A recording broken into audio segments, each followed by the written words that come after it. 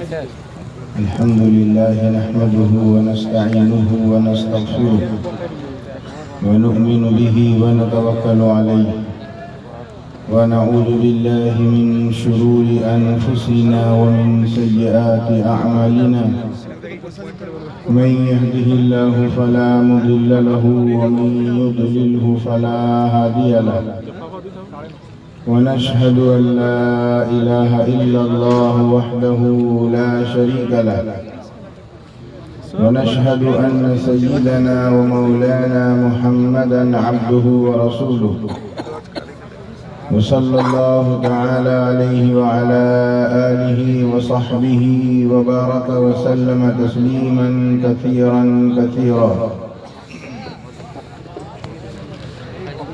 أما بعد فأعوذ بالله من الشيطان الرجيم. بسم الله الرحمن الرحيم. الحمد لله رب العالمين الرحمن الرحيم مالك يوم الدين إياك نعبد وإياك نستعين اهدنا الصراط المستقيم صراط الذين أنعمت عليهم غير المغضوب عليهم ولا الضالين آمين. صدق الله العظيم.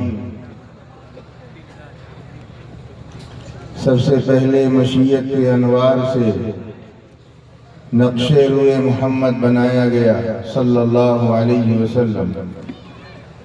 سب سے پہلے مشیت کے انوار سے نقش روئے محمد بنایا گیا، پھر اسی نقش سے مانگ کر روشنی بزم کون و مکان کو سجایا گیا. وہ محمد بھی احمد بھی محمود بھی، وہ محمد بھی احمد بھی محمود بھی، ذات مطلق کا شاہد بھی مشہود بھی، علم و حکمت میں وہ غیر محدود بھی، ظاہراً امیوں میں اٹھایا گیا. جس کی شفقت ہے بے حد و بے انتہا، جس کی رحمت تخیل سے بھی ماورا، جو بھی عالم جہاں میں بنایا گیا اس کی رحمت سے اس کو بسایا گیا. اور حشر کا غم مجھے کس لیے ہو اے قاسم، اور حشر کا غم مجھے کس لیے ہو اے قاسم، میرا آقا ہے وہ میرا مولا ہے وہ، جس کے دامن میں جنت بسائی گئی، جس کے ہاتھوں سے کوثر لٹایا گیا. حضرت صدر اجلاس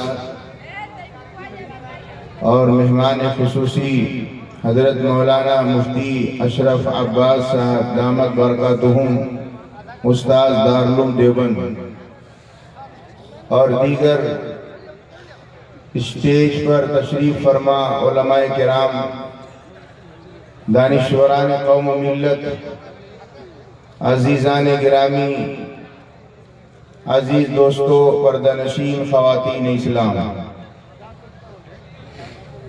آپ کا محبوب ادارہ مدرسہ تعلیم القرآن کا دستار بندی کا اجلاس ہے،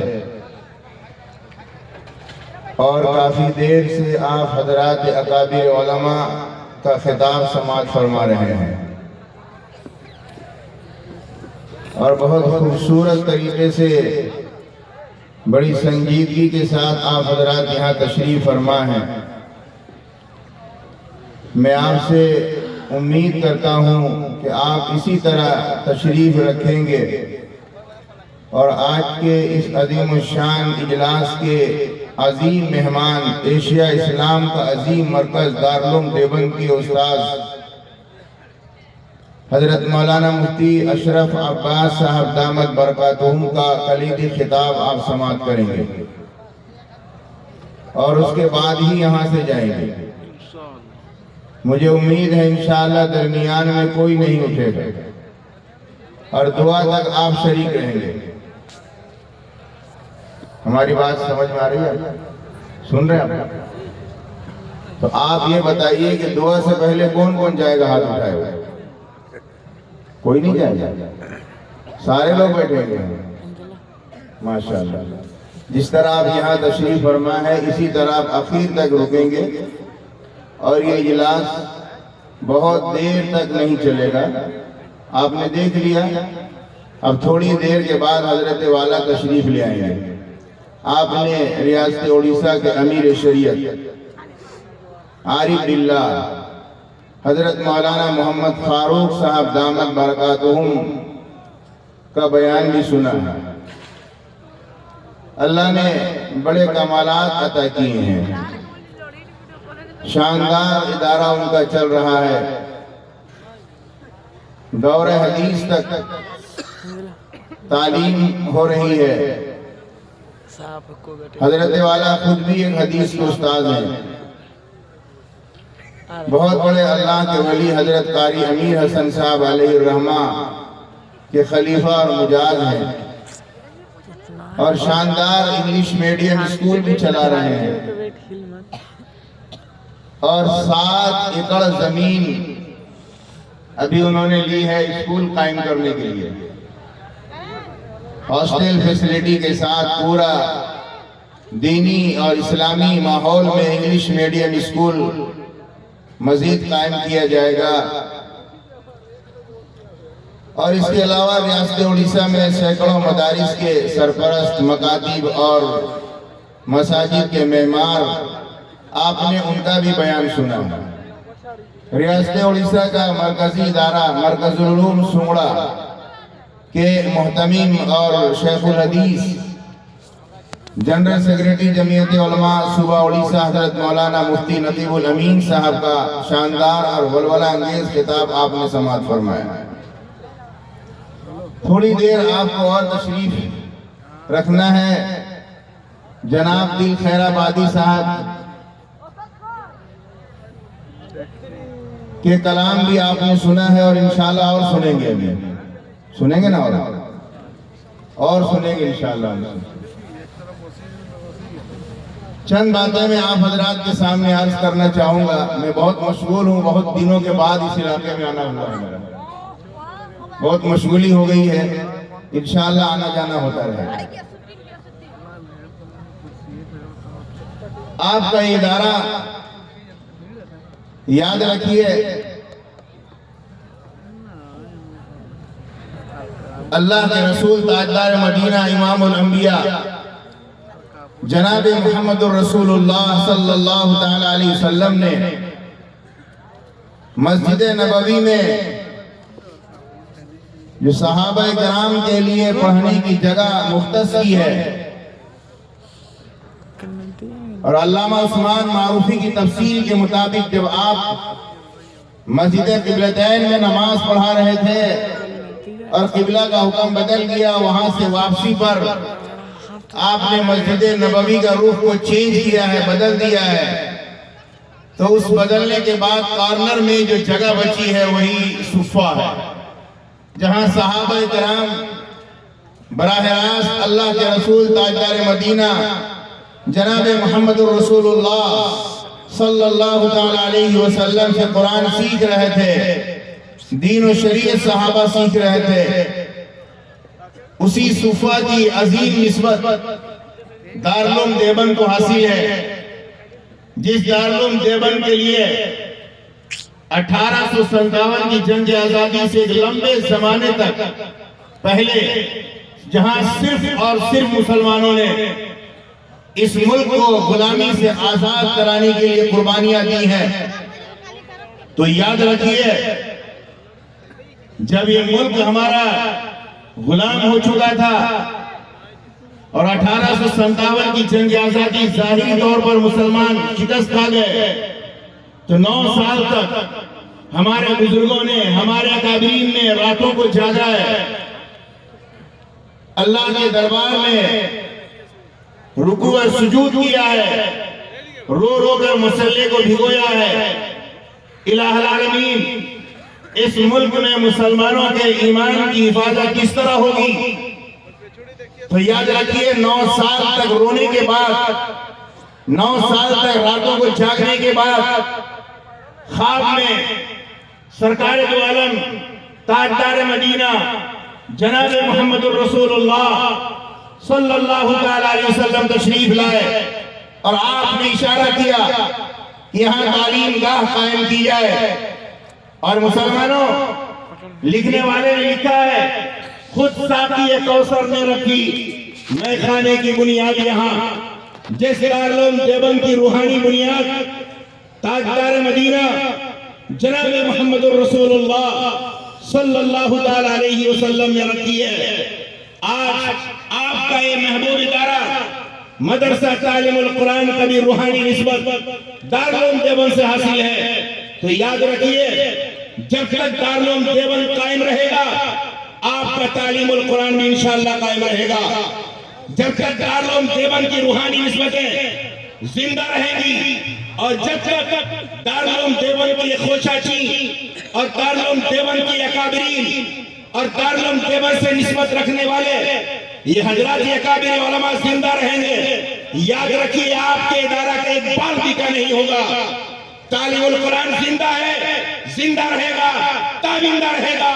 آپ کی محبتیں تعلیم القرآن کے ساتھ جڑی ہوئی ہیں، آپ کی عظمت حقیقتیں تعلیم القرآن کے ساتھ جڑی ہوئی ہے۔ اور اے مسلمانوں، جب تک ہم نے اپنی عقیدت کو، اپنی روحانی نسبت کو مدارس اسلامیہ سے جوڑ کے رکھا ہے تو یاد رکھیے یہ تعلیم القرآن اسی طرح 15 حفاظ کرام پیدا کرتا رہے گا۔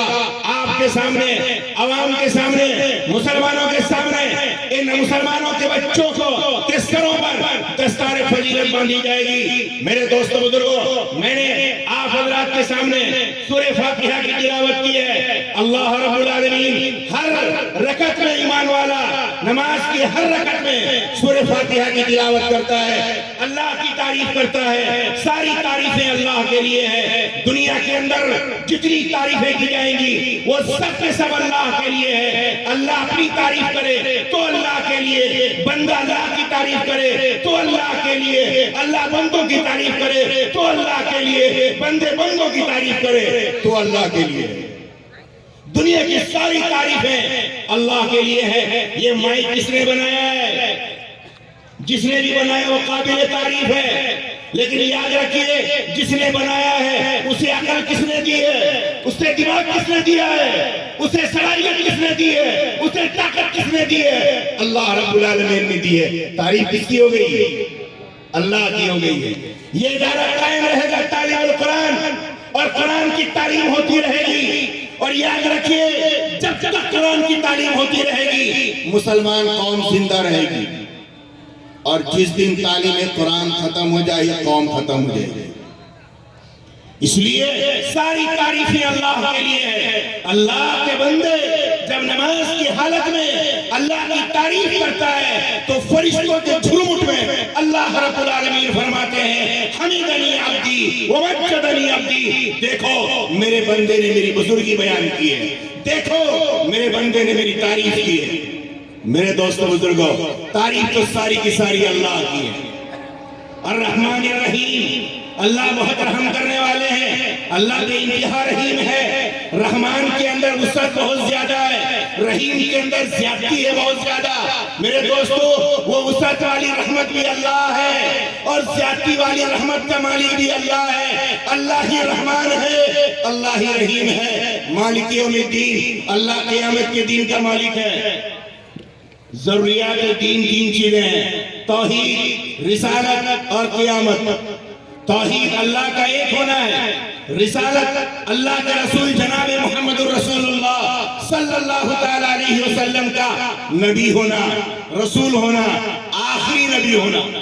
آپ نبی بھی ہیں، آپ رسول بھی ہیں اور آپ آخری نبی بھی ہیں۔ اگر مسلمان یہ عقیدہ رکھتے کہ اللہ کے رسول صلی اللہ علیہ وسلم نبی اور رسول ہیں، لیکن یہ عقیدہ نہ ہو کہ آخری رسول ہے تو مسلمان نہیں ہے۔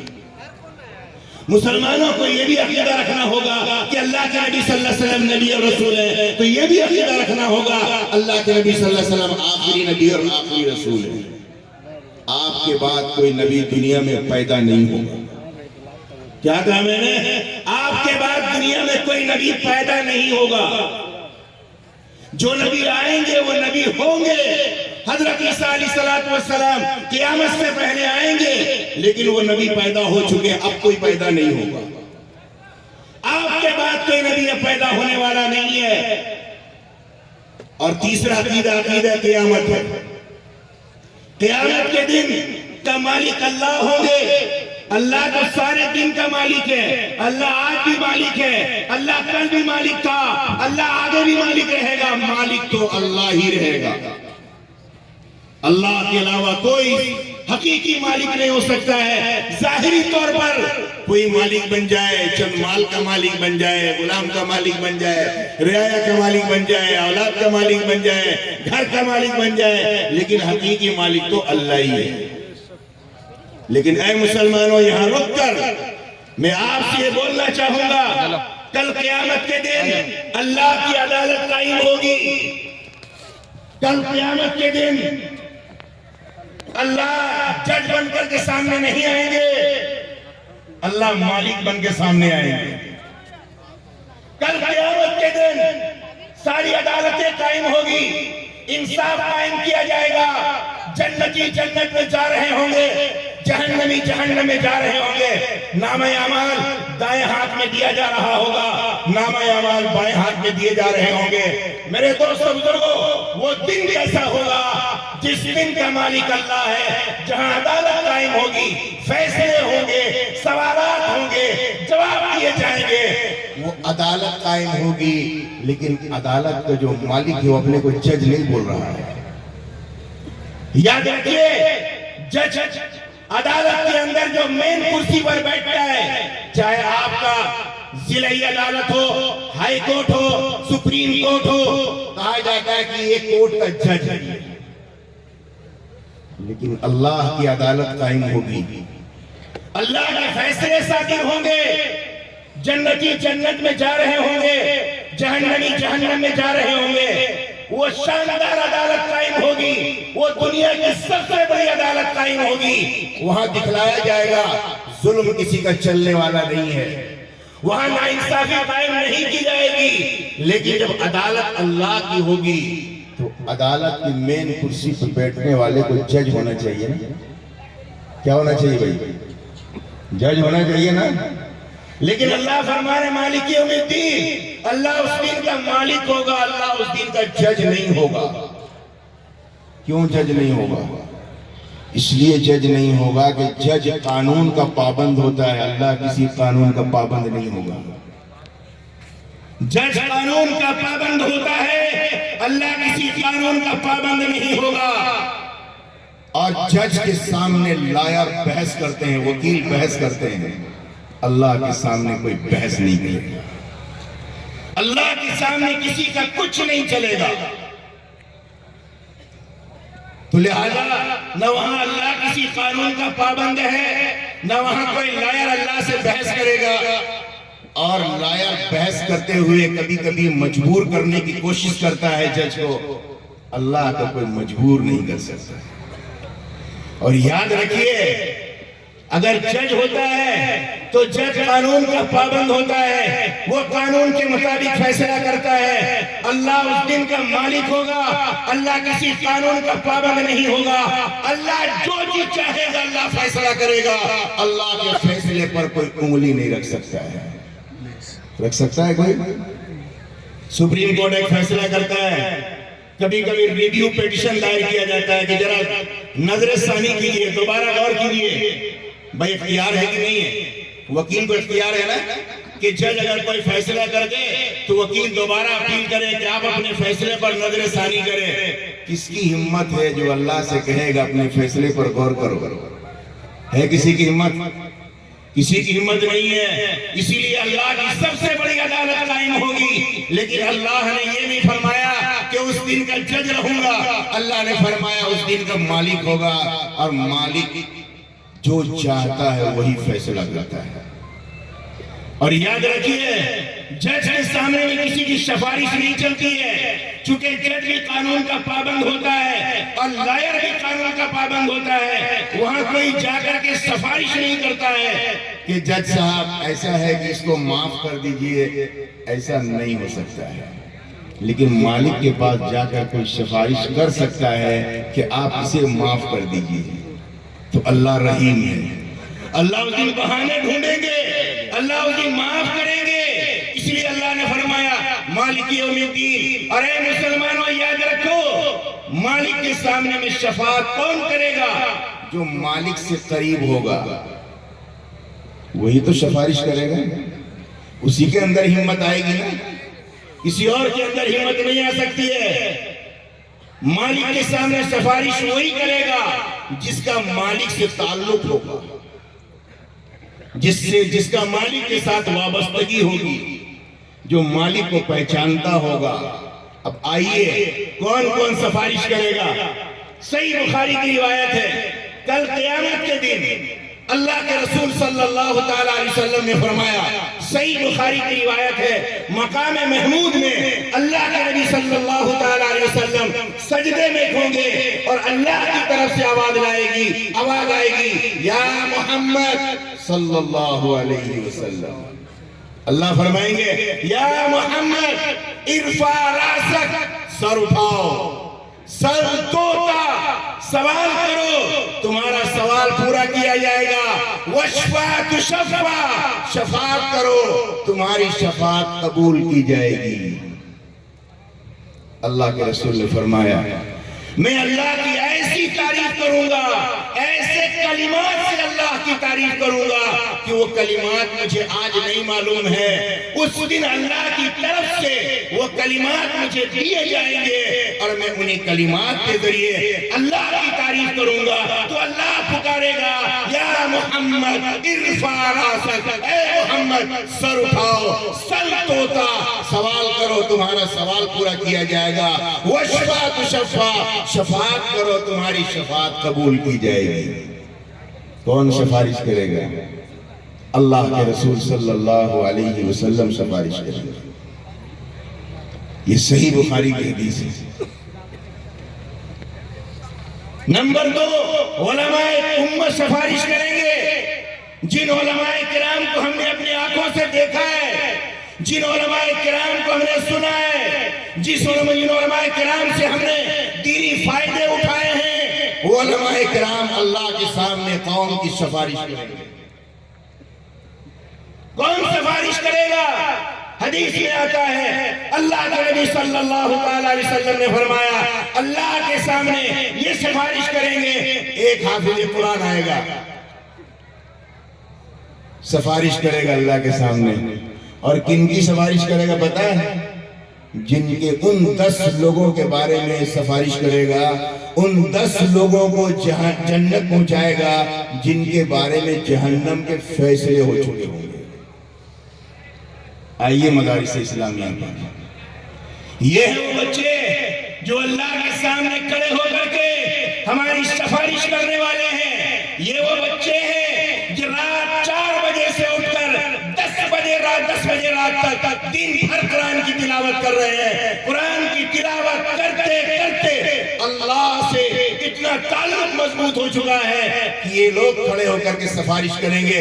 نہ کوئی مالدار نظر آئے گا, نہ کوئی زمیندار نظر آئے گا, نہ کوئی کلکٹر نظر آئے گا, نہ کوئی صوبے کا سی ایم اور ملک کا پی ایم اور صدر نظر آئے گا. اگر سفارش کرنے والے اللہ کے دربار میں کوئی نظر آنے والے ہیں, آپ کے محبوب دارا تعلیم القرآن کے یہ 15 حفاظ کرام سفارش کریں گے 150 لوگوں کو. یہ ہے مدارس اسلامیہ.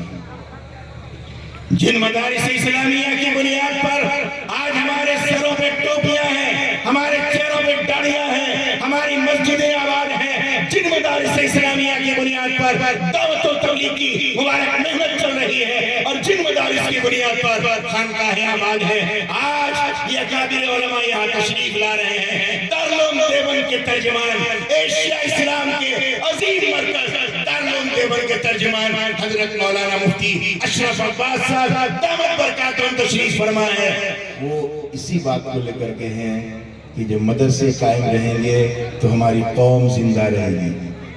اسی لیے ہاٹ بازار کرنے والے, دکانوں میں بیٹھنے والے, کھیتی باڑی کرنے والے اور اس کے علاوہ دیگر کاموں میں ملازمت کرنے والے, تجارت کرنے والے, اور میدان عمل میں اور تعلیم القرآن کے منصوبے جات کو آگے بڑھاؤ, تعلیم القرآن کی فکر کو آگے بڑھاؤ, تعلیم القرآن کی خدمات کو آگے بڑھاؤ, تعلیم القرآن کی قربانی کو زندہ کرو.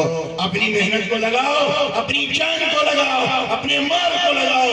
جو تم نے ہاٹ بازار میں کمایا ہے, کھیتی باڑی میں کمائی ہے, تجارت میں کمایا ہے, ملازمت میں کمایا ہے، دکانوں میں بیٹھ کر حلال پیسے کمائے ہیں۔ ان بچوں کو تیار کرو، انہیں کھانے کے لیے، کپڑے کے لیے، کتاب کے لیے، عمارت کے لیے، در و دیوار کے لیے، لائٹ کے لیے آپ ان کا انتظام کریں۔ کل قیامت کے دن آپ کی سفارش کریں گے انشاءاللہ۔ اے مسلمانوں، آپ کا بیٹا کام نہیں آئے گا، آپ کا رشتہ دار کام نہیں آئے گا، آپ کے دوست احباب کام نہیں آئیں گے، کل قیامت کے دن یہ آپ کی سفارش کرنے والے ہیں، یہ آپ کی سفارش کرنے والے ہیں۔ لہذا ان بچوں کو آگے بڑھاؤ، انہیں حافظ قرآن بناؤ، انہیں دین کا داعی بناؤ، انہیں عالم دین بناؤ۔ اور اے مسلمانوں، یاد رکھنا یہ ہماری تقریر نہیں ہے، مکمل تشکیل ہے۔ ہر گھر سے ایک حافظ قرآن ہونا چاہیے، بے شک۔ ہر گھر سے اگر 2 بیٹے ہیں طے کرو ایک کو حافظ قرآن بنائیں گے انشاءاللہ، تب جا کر کے ہماری قوم زندہ ہوگی، ہماری قوم زندہ رہے گی۔ اے مسلمانوں، ہر ایک بندے سے میں کہوں گا جس کونے میں بیٹھا ہو اپنی کرسی کو چھوڑ دو، آ جاؤ اسٹیج پر۔ علماء کرام کے سامنے میں دنیا دیکھ رہی ہے کہ مدارس اسلامیہ کس طرح چلتے ہیں، ان مدرسوں کو کیسے چلایا جاتا ہے، یہاں فنڈ کہاں سے آتا ہے، کس طرح مدرسہ آگے بڑھتا ہے، کس طرح مدرسہ ترقی کرتا ہے۔ دنیا کی بہت ساری تعلیم گاہیں اور ادارے ہیں جن اداروں کو گورنمنٹ کی طرف سے CSR فنڈ کے نام پہ کمپنیوں کی طرف سے فنڈ دیا جا رہا ہے، لیکن مدارس اسلامیہ مسلمانوں کے عوامی معمولی چندوں سے چلنے والے ادارے ہیں۔ اے مسلمانوں،